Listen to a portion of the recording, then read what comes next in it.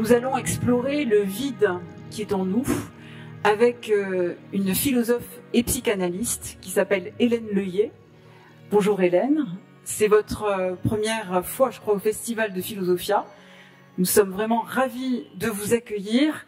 Vous êtes philosophe professeur émérite à la Sorbonne, spécialiste, enfin votre thèse, vos premiers travaux ont porté sur la philosophie politique, toujours la philosophie politique appliquée, avec une thèse très originale sur la police. Ensuite, aussi une réflexion sur le terrorisme. Et puis, je dirais que votre pendant psychanalytique a peut-être pris un peu le dessus, enfin en tout cas vous nous le direz, mais vous avez exploré davantage le lien social.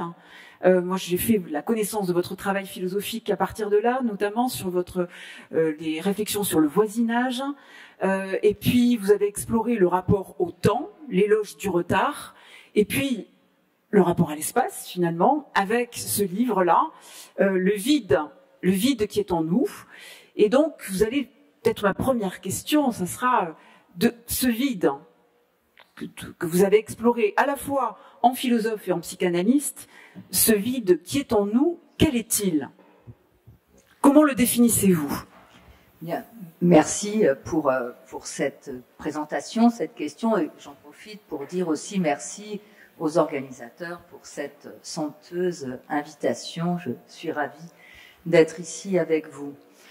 Oui, pour parler du vide, et quel est ce vide qui est en nous, eh bien, je dirais que ce vide qui est en nous, voilà, ce n'est pas le vide dont il a été question aussi aujourd'hui à travers l'espace, dont parlent les scientifiques.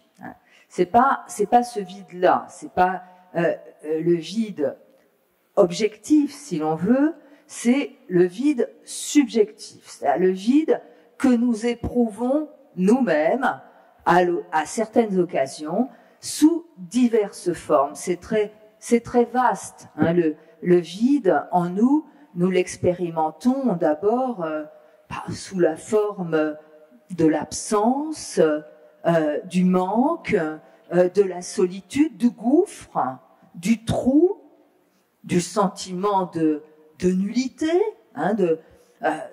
ou de l'anéantissement, sous la forme de la peur de la destruction, de la peur de la chute, de l'incomplétude aussi, de l'incertitude, du fait de se poser des questions et de n'avoir aucune réponse.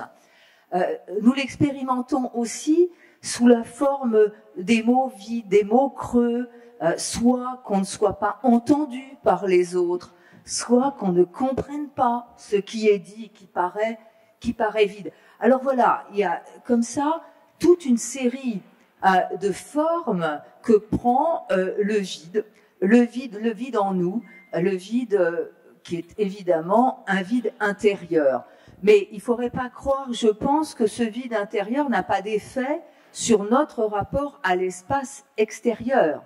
C'est-à-dire que on sait très bien, par exemple, dans certaines expériences de la solitude, notamment, ou de l'attente de quelqu'un qui n'est plus là, soit provisoirement, soit définitivement, que l'espace extérieur est totalement changé. La maison, quand quelqu'un qui l'habitait a disparu, la maison n'est plus la même.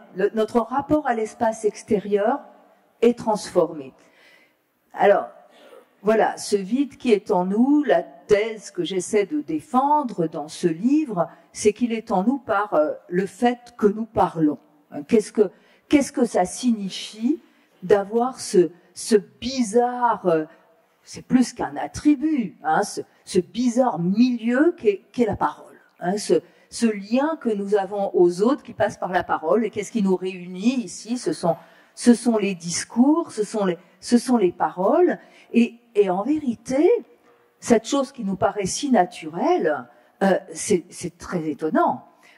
Au fond, si on ne considère pas la parole seulement comme un outil de communication, comme si on pouvait s'en passer ou pas, mais si on la considère vraiment comme le milieu dans lequel nous existons, comme ce qui façonne nos existences, eh bien alors on est obligé de la définir comme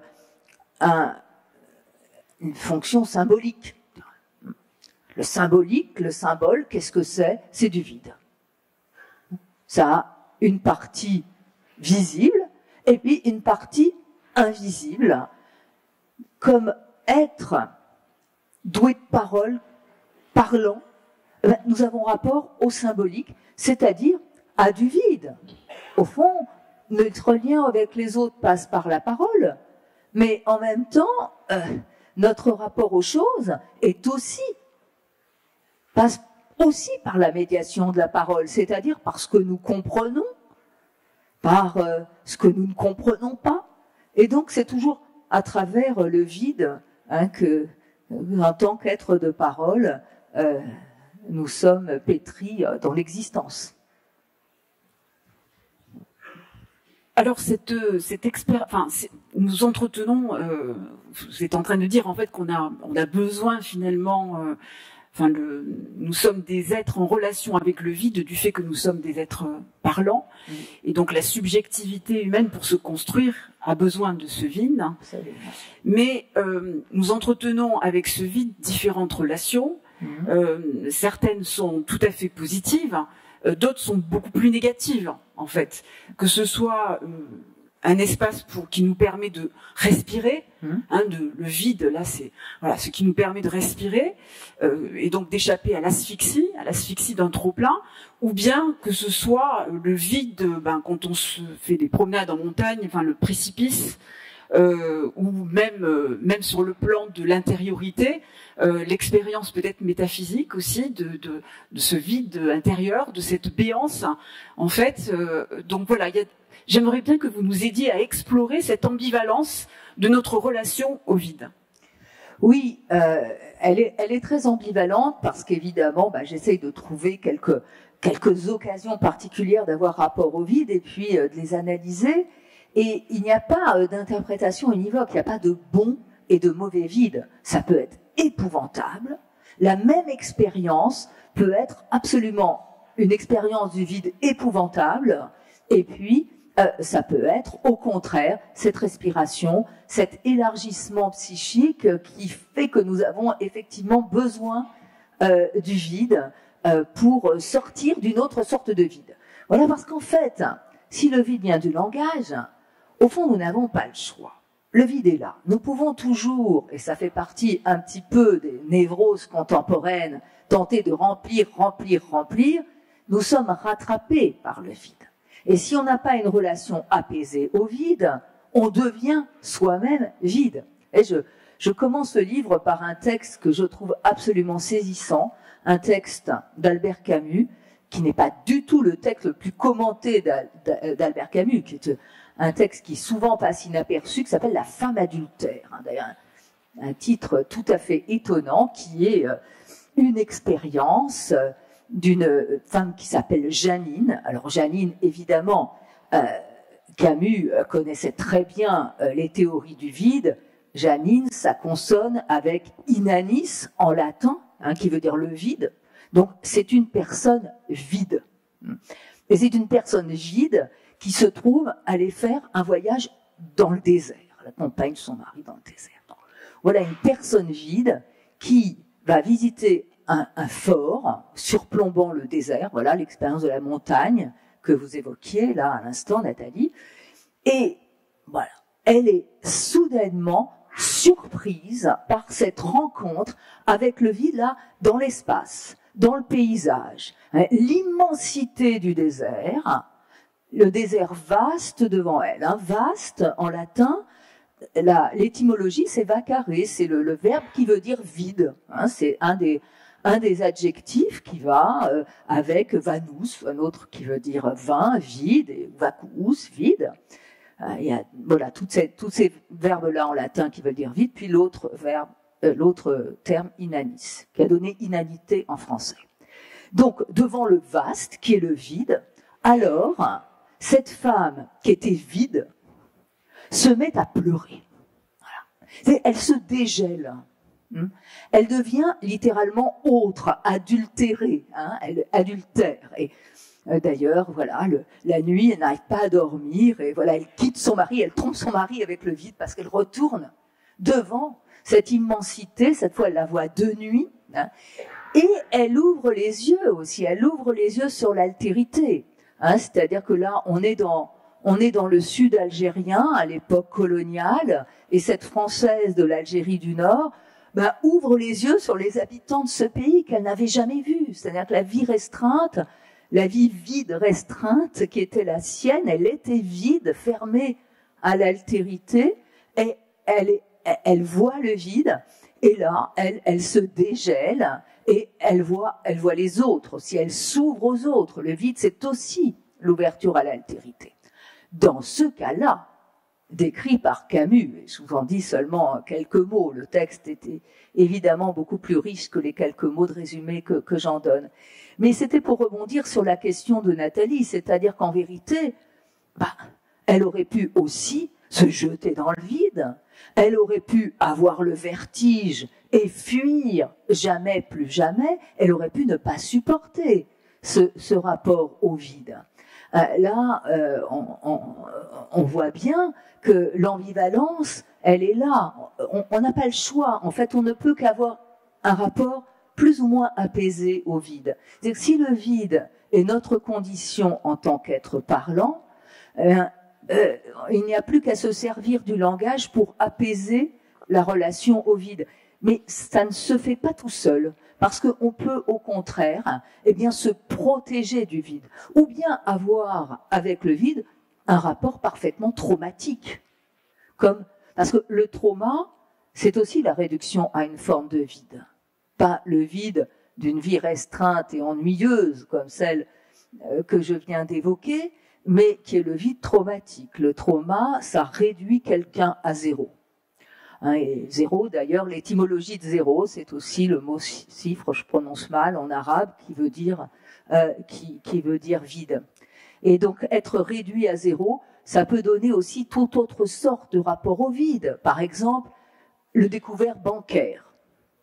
Alors, pas évidemment le découvert bancaire qui est causé par la pauvreté, mais le découvert bancaire qui n'a pas de cause, c'est-à-dire des gens qui gagnent correctement leur vie,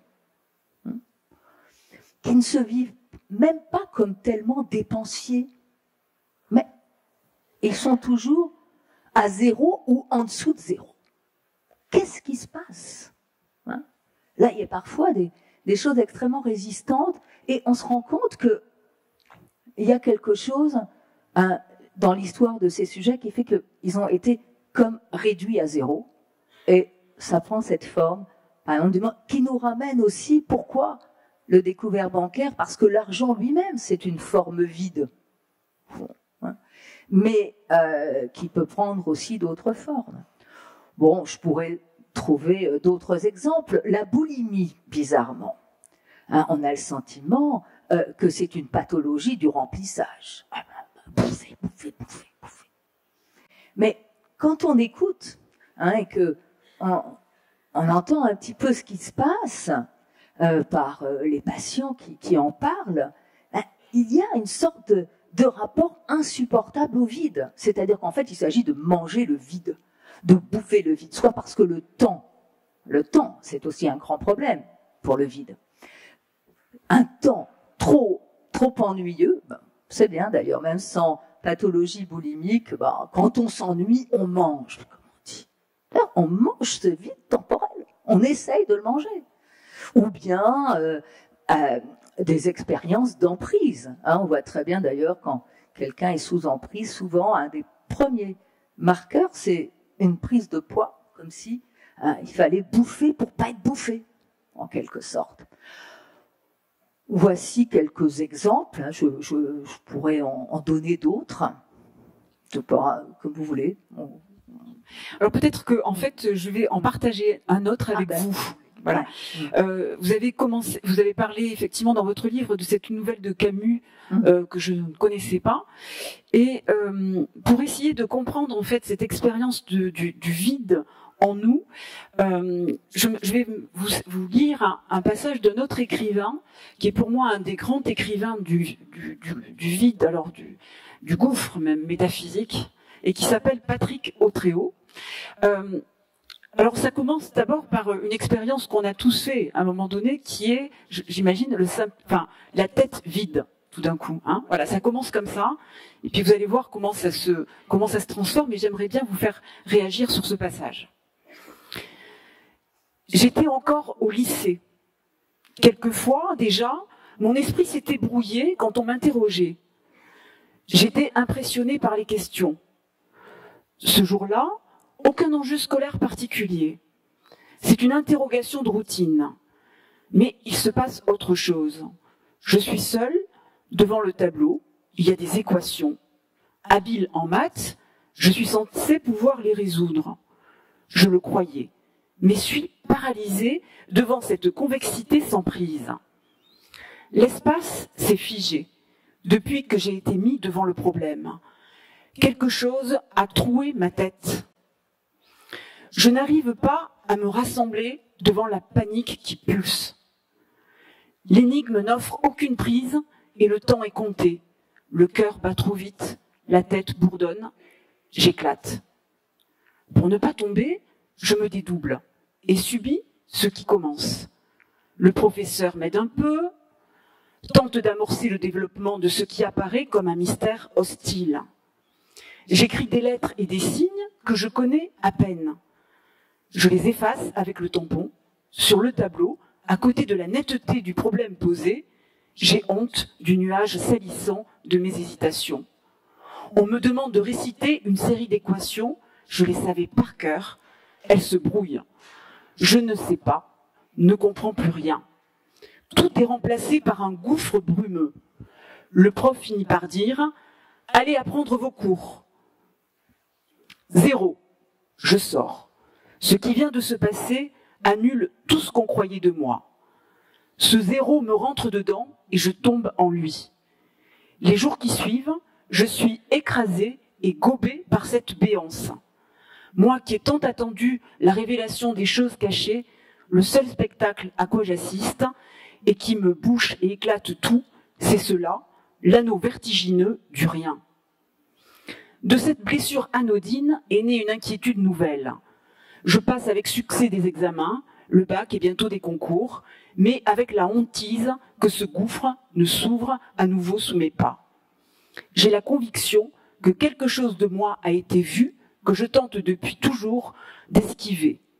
C'est cela la révélation, pas la merveille du feu qui rend vivant le monde entier, mais ce vide sans prise qui m'habite. Le diviseur 0 est interdit dans le champ des nombres réels, sinon il pousse vers une chute infinie. Je commence ma vie d'adulte avec la crainte et le désir de cette chute. Est-ce pour la dompter ? Depuis, je cours rejoindre cette limite où je sens monter l'air froid du rien. Il n'y a que cela qui semble absolument sans mensonge. Longtemps, le 0 a été un point. Il me faudra du temps pour comprendre, c'est de ce point que sourdent les poèmes, de cette butée contre un opercule qui peut soutenir ou engloutir. Cela est indécidable a priori. Dieu, pour se révéler, se manifesta par un point. Je viens, sans le savoir, de vivre une expérience mystique. Vous voyez, de cette expérience-là, de la tête vide, Patrick Autréau transforme cette expérience-là en expérience métaphysique, hein, de cette découverte du gouffre en lui, et qu'il transforme, qui pour lui sera, on la retrouve dans tous ses livres, hein, c'est l'origine pour lui de la création, cette expérience-là du vide, bien sûr, en soi, mais c'est aussi une expérience mystique pour lui. Ouais. En tout cas, il la transforme en expérience mystique. Alors, je voulais vous faire un petit peu réagir là-dessus. Oui, alors c'est sûr que c'est très beau, hein, c'est un passage très très beau, mais effectivement, il la transforme en expérience mystique et en écoutant, en lisant ce texte, je me demande s'il ne la bouche pas un peu par là, cette expérience, parce que cette expérience, comme vous dites, elle est très commune. Moi, je pense qu'il faut l'avoir faite. Et bien entendu, en psychanalyste, je la prends pas tout à fait de la même manière. Que ce soit la créativité, certes, elle est là, parce que je pense qu'il faut, pour créer, il faut avoir fait cette expérience du vide. Lacan dit, il n'est toujours de création que ex nihilo, c'est-à-dire toujours, à partir du rien, ou à partir de ce vide qu'est le rien. Il y a aussi un rapport entre le vide et le rien, je ne sais pas si on aura le temps d'en parler. Mais cette expérience qu'il fait de la tête vide, bon, je l'ai vécue, moi aussi comme vous tous, je pense. Personnellement, c'était un oral de Normal Sup, ça tombait pas très bien, je dois dire, en allemand, et c'était un poème de Heinrich Kleist que je devais traduire sans dictionnaire, qui s'intitulait Der Seiltänzer, c'est-à-dire littéralement le danseur sur fil. Mais évidemment, je savais bien qu'il fallait traduire par funambule. Et là, ce mot, funambule, il m'a échappé. Il m'a échappé pendant tout le temps de la préparation. Si bien que j'ai traduit littéralement, et d'ailleurs l'examinateur a cru que je l'avais fait exprès, parce qu'il ne pouvait pas imaginer que je ne connaisse pas le mot funambule, évidemment. Et évidemment, j'avais aussi pas eu assez de temps pour traduire, parce que ce qui est intéressant, comme le dit Patrick Autréau, c'est que ce vide-là prend toute la place. Il remplit l'espace psychique. On ne peut plus penser à autre chose qu'à ce vide. Et pensant à ce vide qui devient quelque chose, eh bien, il n'y a plus de possibilité pour les pensées de suivre leur cours. Alors voilà, moi l'interprétation que je me suis donnée à moi-même, puisqu'évidemment ce mot, il a ressurgi dès que je suis sortie de la salle d'examen, c'est que je me sentais précisément comme un funambule, là, sur une corde raide, capable de tomber.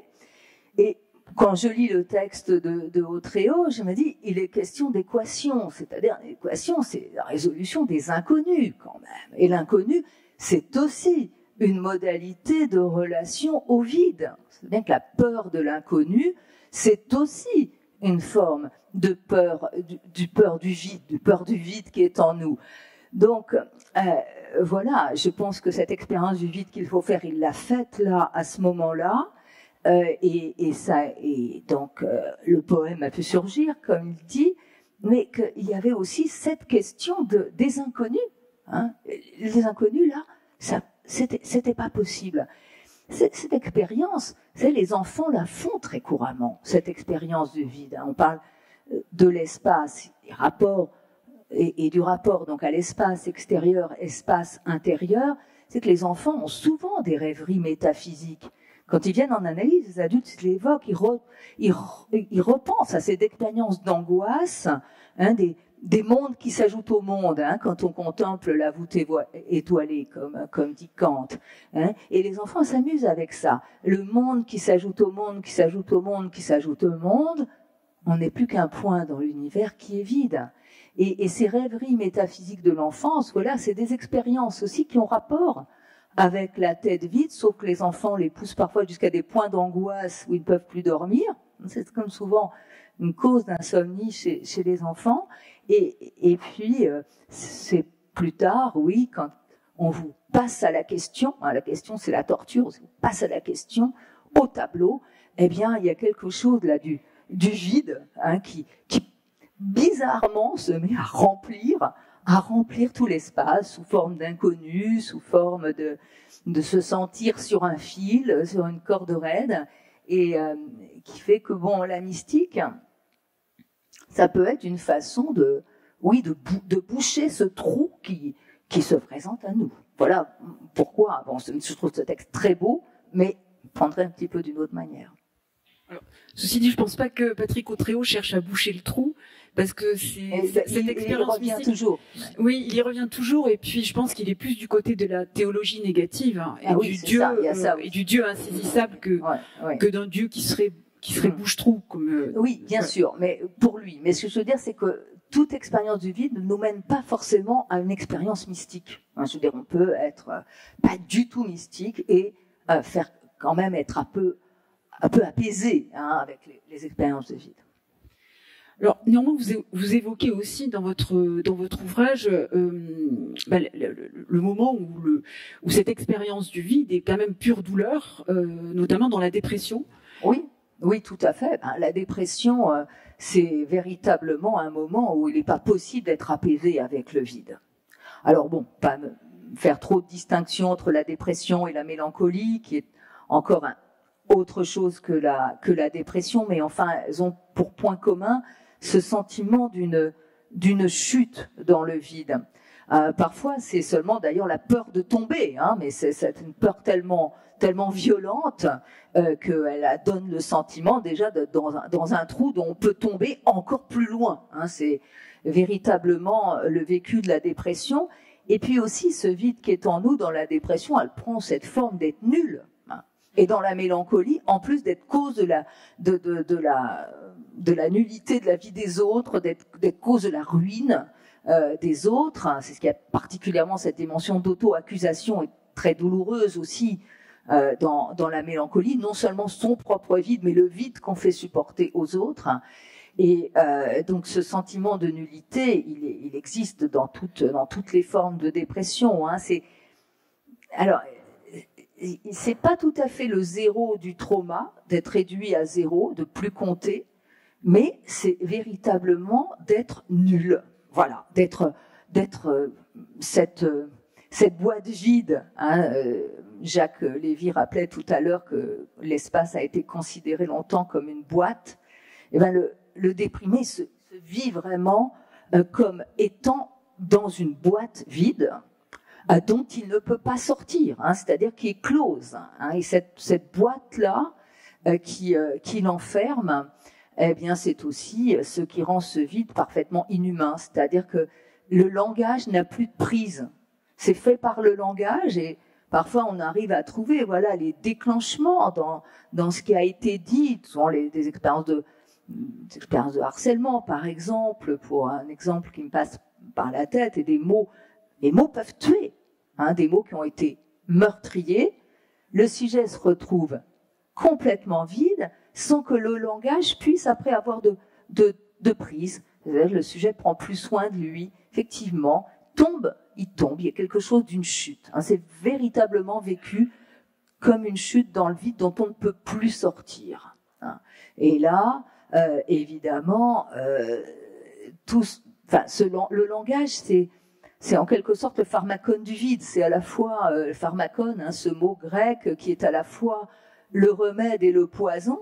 Le langage, c'est pas du tout un privilège toujours magique comme on a cru véritablement qui mettrait soi-disant les humains au sommet de la création. C'est pas forcément un privilège parce que c'est aussi ce qui peut causer ce type de douleurs terribles, hein, qui sont des douleurs créées par les interactions langagières, mais qui font que quelqu'un n'est plus accessible aux mots qui peuvent le guérir, et pourtant c'est uniquement de ce côté que se trouve aussi, plus évidemment quand même la pharmacie réelle, hein, ça il faut pas le négliger, hein, c'est-à-dire les médicaments bien sûr, mais avec aussi l'appui. Les médicaments n'agissent jamais seulement par un effet chimique, ils doivent aussi être accompagnés des échanges de paroles. D'ailleurs, on sait que dans le cerveau, un échange de paroles riche,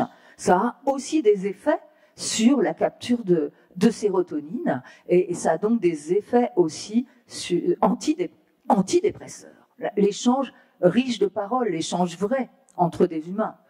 Réhumaniser le vide dans la dépression, c'est essentiel parce que c'est comme un vide déshumanisé. Vous évoquez un autre aspect dans votre livre. Là aussi, je pense que ça va évoquer beaucoup de choses pour beaucoup d'entre nous.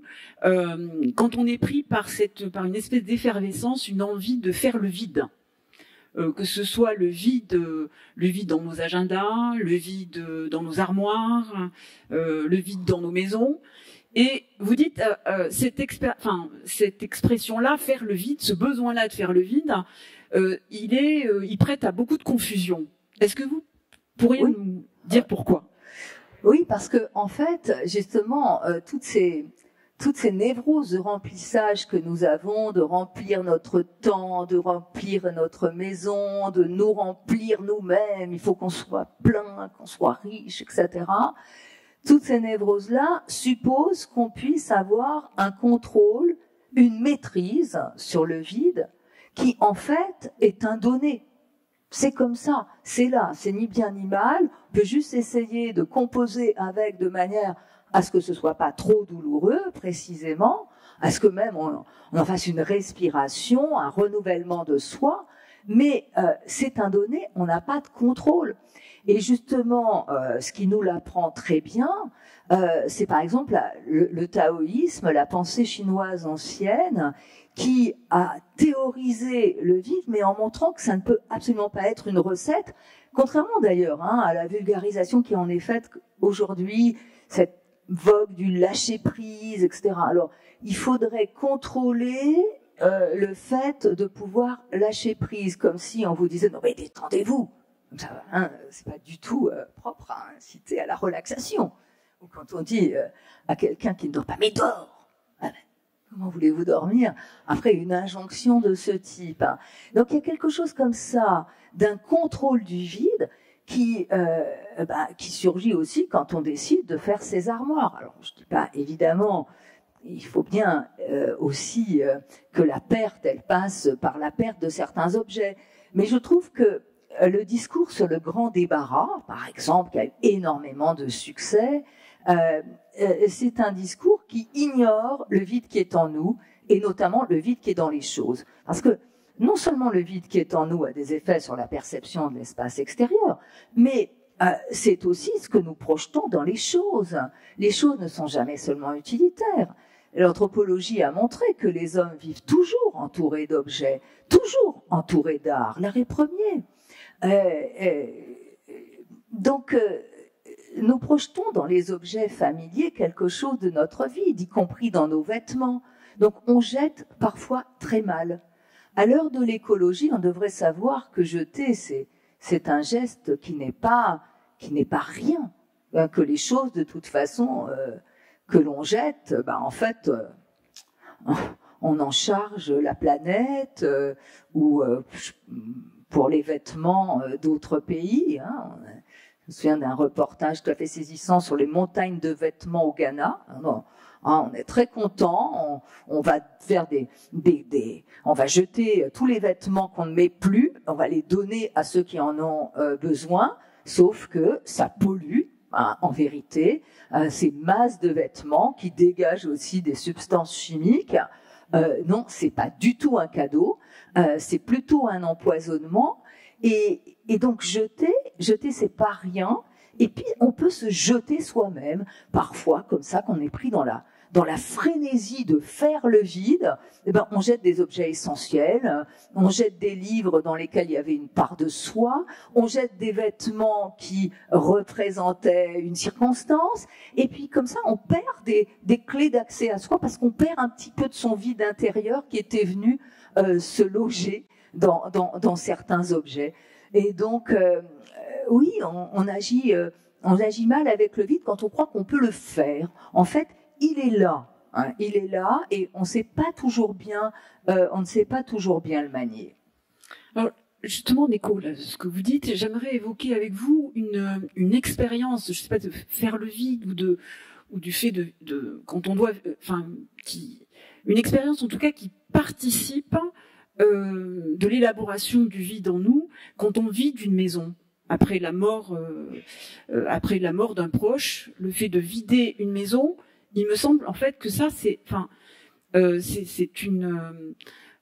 une façon d'apprivoiser aussi le vide en soi, et ça me semble être quand même une étape importante du deuil, pour accepter la disparition, le vide irréductible de la disparition de ce proche. Vous avez parfaitement raison.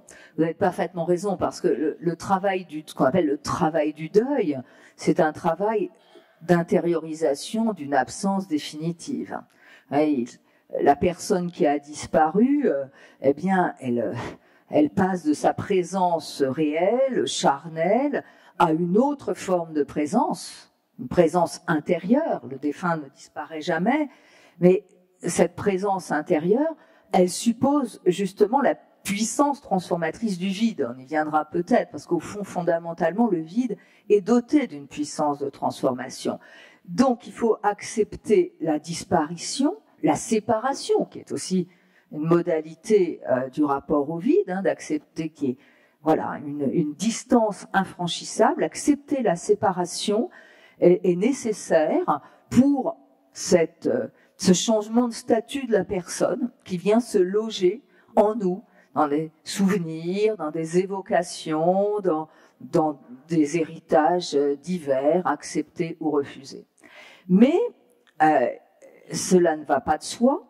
Je dirais que le vide du deuil, c'est celui que nous refusons la plupart du temps le plus. Même souvent, adultes, nous croyons, adulte qui a fait une analyse, qui est philosophe, on se croit vraiment qu'on va accepter le vide de la séparation, de la mort, parce que on a fait tout ce travail. Et puis, un rêve nous rappelle parfois que non, on attend toujours le disparu. Vraiment, ça, le refus de la disparition des personnes qui ont compté pour nous, qui nous ont amenés dans le monde humain, ou des personnes pour qui on a compté, c'est encore aussi un deuil, eh bien, c'est quelque chose qu'on a tendance à refuser. Alors voilà en quoi ce que vous dites sur l'épreuve de vider la maison, elle est cruciale dans ce contexte-là.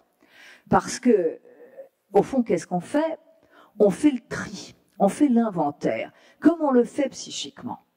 Psychiquement, on fait l'inventaire quand quelqu'un, ce qui fait qu'on est hanté par le disparu quand on subit un deuil, la disparition, c'est qu'on se rappelle d'un seul coup, on ne peut plus penser qu'à ça, on fait l'inventaire. C'est essentiel. Et quand on doit vider, surtout, en général, c'est la maison de ses parents. C'est comme ça que ça se passe le plus couramment dans la vie. On fait l'inventaire. Parce que chaque objet a une histoire. Chaque objet rappelle un moment. Chaque objet rappelle le disparu. Alors, en face de ça, il y a deux solutions. Il y a ceux qui jettent tout, faire le vide, prend une benne, on jette tout. C'est catastrophique parce que le travail n'a pas lieu. Le travail d'inventaire psychique n'a pas lieu. C'est aussi une façon de récuser le vide. Et puis, il y a ceux qui gardent tout. C'est pas possible non plus. Parce que, de toute façon, la mort, c'est le maître suprême quand même, ça reste. Donc, de toute façon, elle vient se loger. Il n'y a rien de plus morbide qu'un mausolée. La poussière vient se mettre, les objets s'usent. Ça rappelle que la mort triomphe toujours. Voilà, Donc, reste à effectivement essayer de saisir dans cette transformation les objets qui vont pouvoir représenter le disparu. On réussit pas, on garde trop, on garde pas assez, mais en tout cas, le travail de deuil, il est là. C'est-à-dire qu'il faut bien que la perte s'inscrive. C'est possible. Donc pour ça, on peut pas garder tous les vêtements du défunt, c'est pas possible. Mais on peut en garder quelques-uns qui peuvent être portés ou bien qui peuvent évoquer le disparu, ou particulièrement des objets. Voilà, parce que les objets sont porteurs de la perte, en quelque sorte. Ces objets-là, ils sont pas gardés parce qu'ils seraient beaux, parce qu'ils nous conviennent, parce que ça va dans la déco de notre maison. Non, parfois, justement, ça jure. Mais c'est pas leur fonction. Leur fonction, c'est d'incarner la perte, en quelque sorte. C'est bien que cette sorte un petit peu comme la pierre tombale, ou l'urne. C'est-à-dire qu'il faut quand même qu'il y ait un nom. Notre nom, après tout, c'est l'étiquette, c'est vide, un nom. Qu'est-ce que c'est? C'est un pur symbole. C'est vide. Mais c'est ce qui nous représente. Et on tient à son nom. Et on a rapport aux vivants comme aux morts par leur nom. Donc voilà, il y a des objets qui valent parce qu'ils sont en quelque sorte l'équivalent du nom propre des défunts. Donc voilà ce que je crois est le travail de vider la maison de ses parents en général ou d'autres. Ouais. Je vois que le temps passe et votre livre est extrêmement riche. Il y a un autre aspect dont je voudrais quand même qu'on parle, c'est-à-dire que, bien sûr, l'essentiel de votre livre, consiste à montrer que le vide est important pour la construction de la subjectivité, mais le vide est aussi important en politique. Et c'est cette dimension aussi politique du vide que j'aimerais évoquer avec vous, notamment en démocratie. Alors faites référence à ce philosophe du politique Claude Lefort qui avait dit que la démocratie c'est le lieu du pouvoir qui est vide. Dans quelle mesure peut-être aujourd'hui notre peur du vide ou oui, il me semble que c'est d'ailleurs un des titres de votre livre, comment l'horreur du vide peut devenir un risque pour la démocratie. Tout à fait.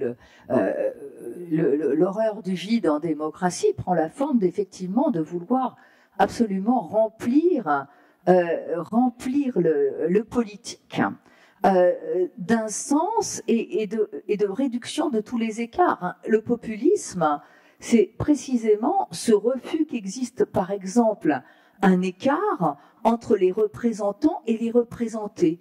Les représentants sont dénoncés toujours comme étant jamais à la hauteur, et les leaders populistes prétendent justement être les vrais représentants parce qu'il n'y aura pas d'écart. Eux, ils disent vox populi, la voix du peuple.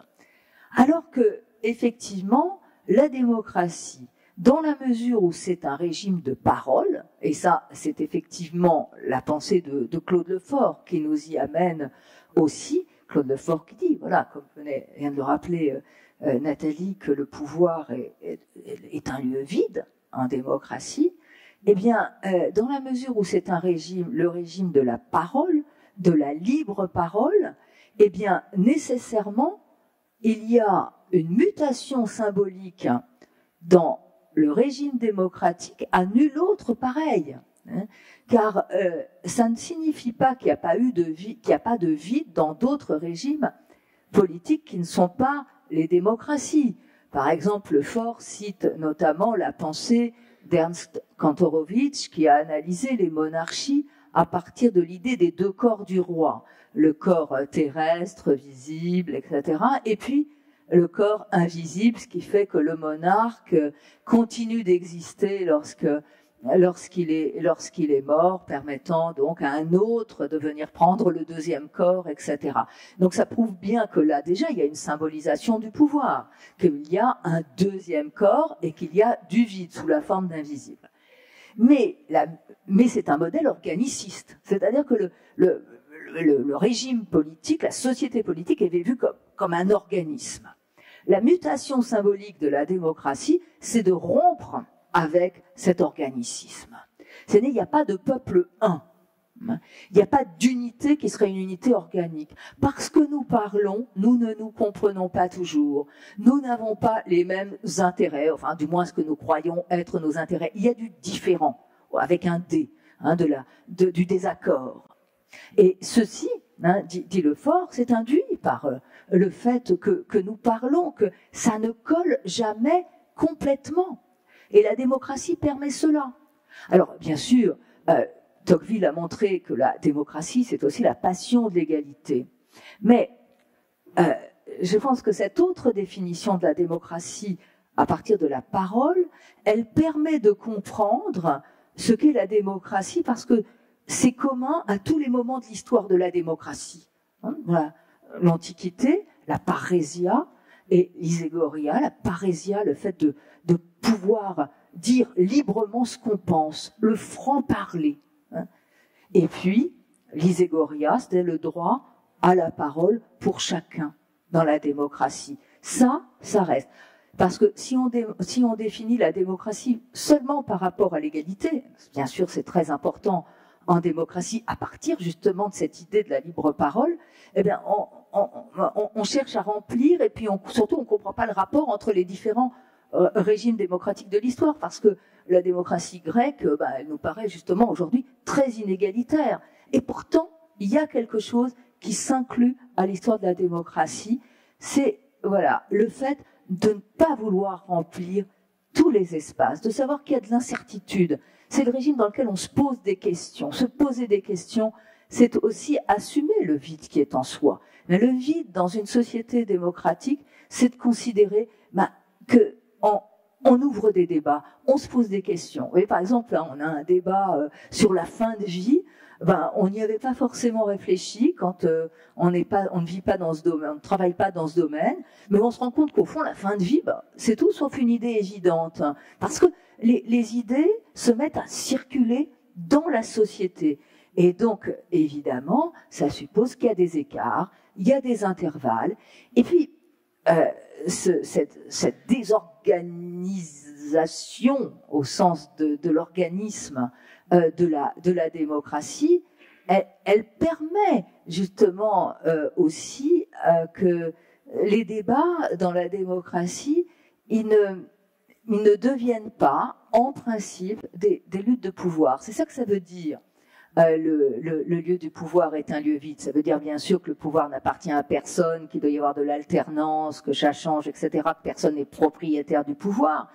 Mais ça, c'est aussi une éthique, c'est aussi une injonction faite à la démocratie, que c'est cette parole qui doit se diffuser dans la société autant que possible, ce ne soit pas des jeux de pouvoir qui s'y exercent. Et ça, c'est très difficile. Parce que autant le langage, comme j'ai essayé de dire tout à l'heure, nous rend fragiles, fait que le plus solide d'entre nous peut être ravagé par une dépression si un mot le tue, ben c'est la même chose aussi en politique. Hein. C'est-à-dire que le langage qui est vide, au fond les mots sont vides parce qu'ils ne renvoient pas univoquement à des choses, mais ils peuvent aussi devenir creux.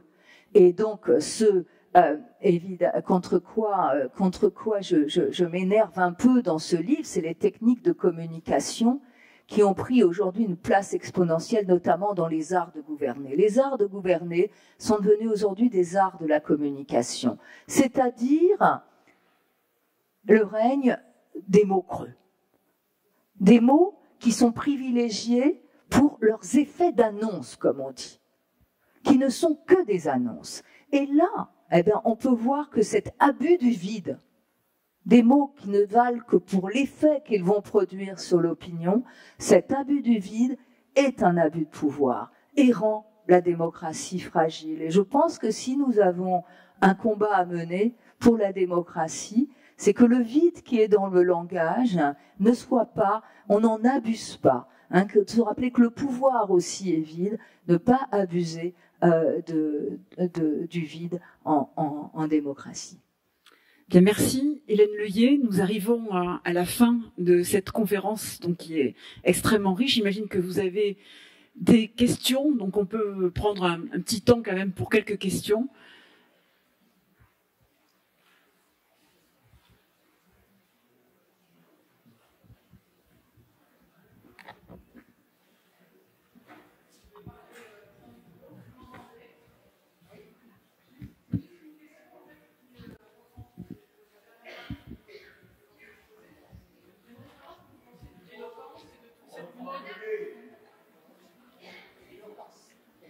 Que pensez-vous de cette mode, justement, de l'éloquence, de tous ces concours d'éloquence qui sont actuels? Alors, s'il s'agit du plaisir de parler, du bonheur de parler, c'est formidable. Parce que, j'ai vu quelques jeunes qui s'y essayent et ça stimule leur créativité, effectivement. Ils vont puiser dans leurs ressources. Ça les conduit parfois vers la poésie. Et que font les poètes, sinon aussi évider le langage. J'évoquais les taoïstes qui évident la volonté. Là, les poètes, ils évident le langage, par exemple Mallarmé. Donc, si l'éloquence, c'est cela, c'est magnifique. Mais évidemment, je pense que vous pensez aussi à ce qui peut être l'arrière-pensée de ceux qui se livrent à des concours d'éloquence, c'est-à-dire devenir performant par la parole, c'est-à-dire pouvoir l'emporter. Parfois, il y a ça aussi, même dans la discussion avec les amis, c'est-à-dire un nouvel art de la rhétorique, c'est-à-dire ce que Platon a dénoncé comme étant la mauvaise rhétorique, c'est-à-dire celle qui qui se destine à des usages manipulatoires. Hein. Platon le dit exactement de cette manière, de prendre le pouvoir par la parole. Eh bien, on le voit effectivement ressurgir aujourd'hui grâce à la promotion des techniques de communication. Évidemment, quand on a travaillé dans les humanités, ben, on est d'abord sensible, comme moi, j'aime l'éloquence, mais c'est magnifique, on renoue avec les grandes traditions classiques, mais effectivement, il y a un certain nombre d'arrière-pensées et d'impératifs, là, d'injonctions à la performance et à la victoire par la parole qui ne sont pas du tout sympathiques, hein, et qui sont plutôt du côté des techniques de pouvoir. Ouais. Merci pour cette question. Oui, vous avez parlé des techniques de communication. Et que penser alors des éléments de langage qui semblent être le degré zéro finalement de la communication? Et que pensez-vous aussi du passage du récit national au roman national? Ah oui, alors c'est une autre question. Hein, ça, c'est une autre question. Oui, sur les éléments de langage, ce sont emblématiquement ces mots creux, hein, qui transforment le vide inhérent à la démocratie en démocratie vide, et qui sont donc des jeux de pouvoir, très exactement, dont certains journalistes se moquent. C'est très bien vu quand on aligne ces éléments de langage et qu'on voit un homme politique répéter, hein, un nombre de fois considérable la même chose, quitte effectivement un an après à dire exactement le contraire en boucle. Ce sont des choses qui détruisent, hein, la démocratie, parce que au lieu que le vide inhérent au langage donne l'occasion de la relance, de la reprise, mais qu'est-ce que ça signifie, mais qu'est-ce qu'on vous comprenez, mais est-ce que ceci, mais est-ce que cela, au contraire, ça plombe le débat public, ça enferme, ça nous met en plus dans le cerveau une sorte de bouillie qui nous donne parfois l'impression de devenir fou. Enfin, je ne sais pas si ça vous est arrivé de vous demander, mais est-ce que dans ces éléments de langage, tel ou tel homme politique comprend les choses de la même manière que moi? On est parfois sidéré du creux, hein, du vide abyssal là de pensée de certains de ces éléments de langage. M'en vient pas, heureusement. Heureusement, j'ai tête vide, donc il ne me vient pas d'exemple. Ça pourrait être polémique, donc c'est très bien. Alors maintenant, sur récit national et roman national, je dirais que votre question, elle est plus complexe et elle mérite qu'on n'y réponde pas comme ça en trois mots, parce que je pense que vous voulez dire que le récit, bah, c'est structuré, hein, autour d'un fil directeur qui prend en compte la temporalité pour donner un sens, tandis que le roman, bah, il assume une part fictionnelle. Je pense que c'est ça. Et que ce serait donc, oui, une série d'éléments de langage qui ne fait pas sens. Voilà, là, il y aurait un problème. Je ne sais pas si j'ai répondu exactement à votre question.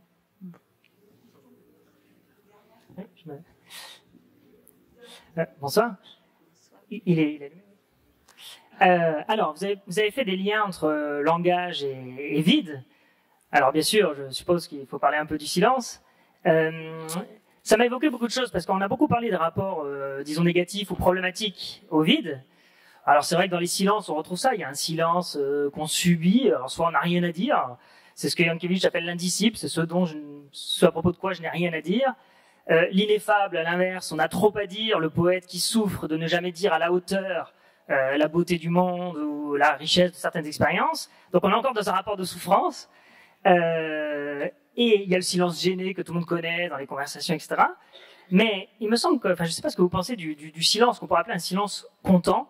C'est-à-dire que si en effet le langage s'origine dans le désir, hein, comme le rappelle Ricoeur, qui fréquentait Lacan, etc., qui dit voilà une demande insatiable, le langage comme demande insatiable, du coup comme désir, mais comme désir un peu et frustration aussi.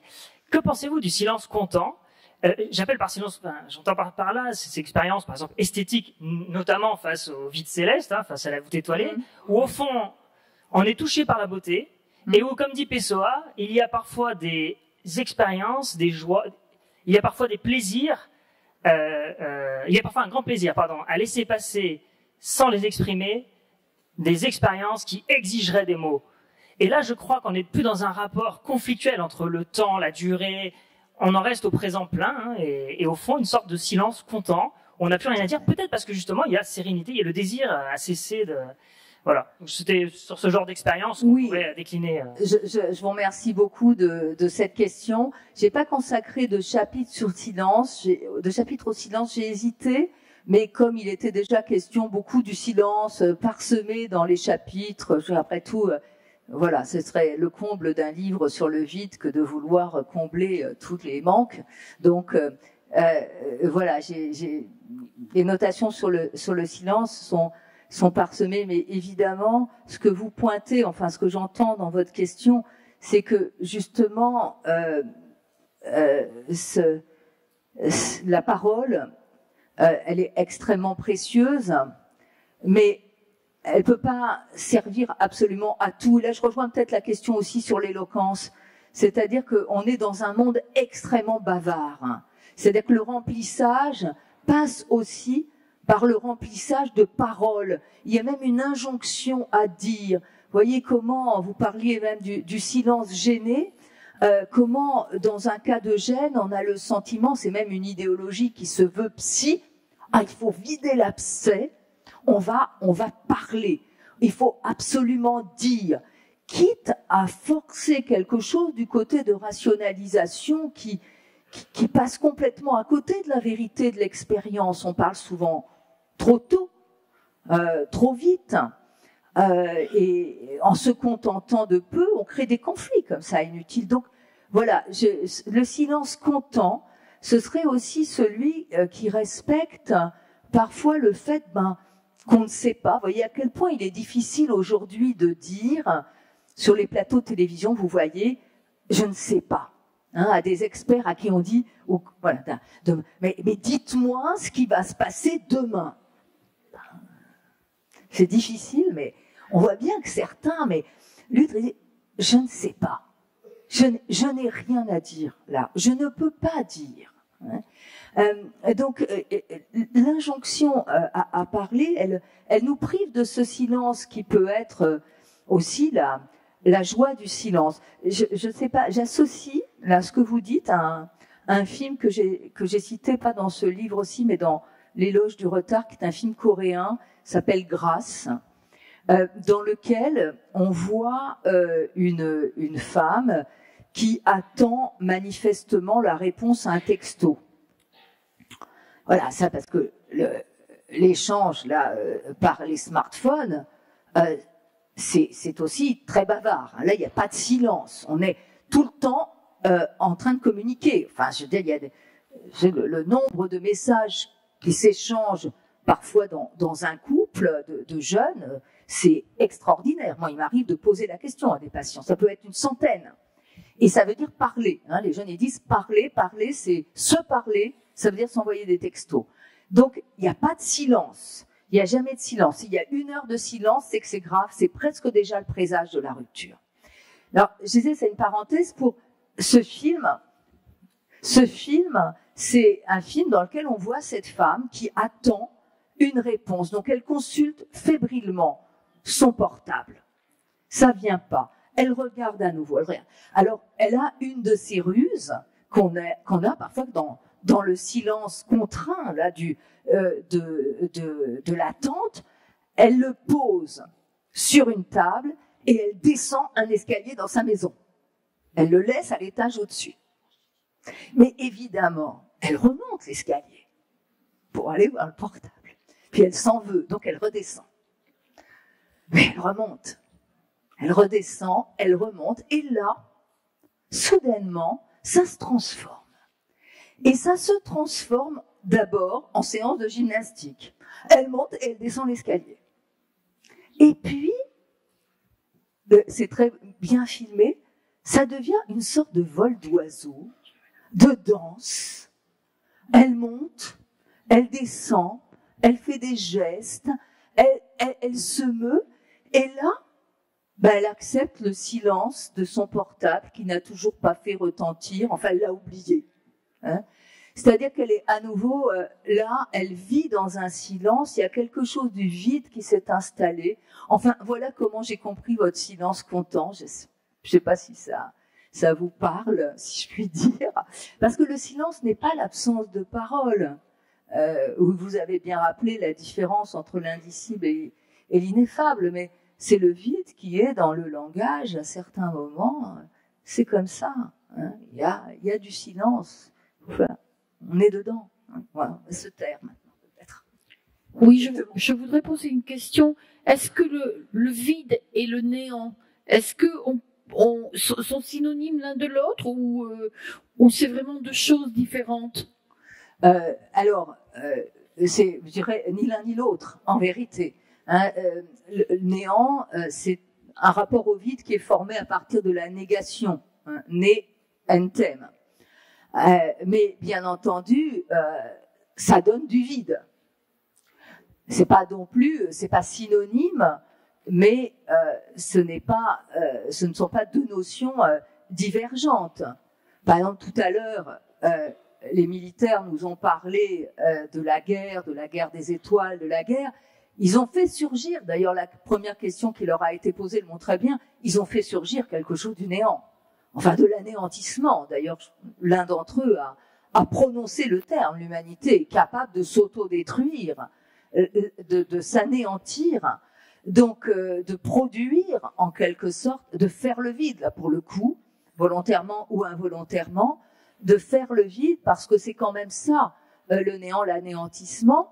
Alors, il est vrai que le rapport qu'on a au néant et le rapport au vide, enfin, c'est pas dissociable à mon avis, mais il est sûr que ça peut donner des conduites un peu différentes. C'est le néant peut paraître beaucoup plus terrifiant que le vide, mais je crois que par une relation un peu apaisée au vide, en se servant de la puissance transformatrice du vide, notamment démontrée par les théoïstes ou par les atomistes grecs aussi d'ailleurs, il ne faut pas les oublier, ben on peut avoir au néant une approche aussi plus apaisée.